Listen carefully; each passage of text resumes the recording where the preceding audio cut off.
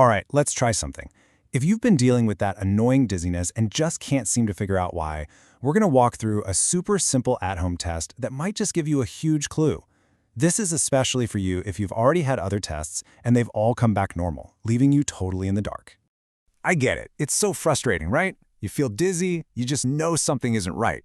But then your blood tests, all those initial checkups, they come back saying everything's fine.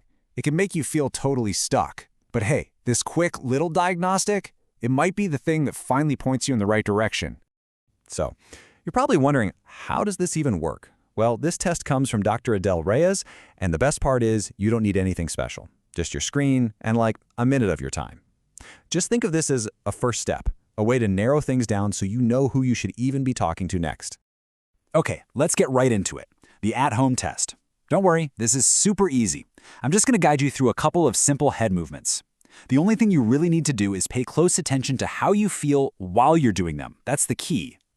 All right, get ready. You're about to see a red dot pop up on the screen. Your one and only job is to just stare at that dot. Keep your eyes locked on it for the whole test. Don't let them wander off. Just a steady, fixed gaze. Ready? Let's go.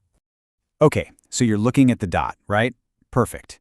Now, nice and easy, just turn your head from side to side, kind of like you're shaking your head no. And remember, the trick here is to keep your eyes glued to that red dot. Your head is moving, but your eyes are staying put. Let's do that about 10 times. Awesome. You're doing great. Now for part 2.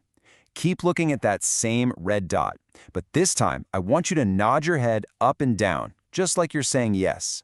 And again, it's all about the head moving while your eyes stay perfectly still on that dot. Let's go for 10 of these too.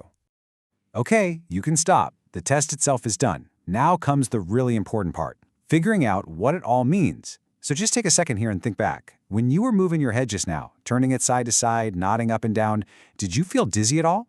Believe it or not, the answer here is pretty straightforward. If you felt that familiar dizziness kick in while you were moving your head, chances are the problem is coming from your ear. But if you did all those movements and felt totally fine, no dizziness whatsoever, then the issue is probably related to your neck. See, this isn't just a random clue. This gives you a really clear, actionable next step. No more guessing games. Now you've got a much better idea of what kind of doctor or specialist you should see to get a real diagnosis and, actually start feeling better. So, what's the game plan? It's simple. If the test made you feel dizzy, your next call should be to an ear specialist. If you did not feel dizzy, well then, you'll want to see an osteopath or some other kind of joint specialist who can take a good look at your neck. And there you have it, a really quick, really simple little screening tool you can use whenever you need to.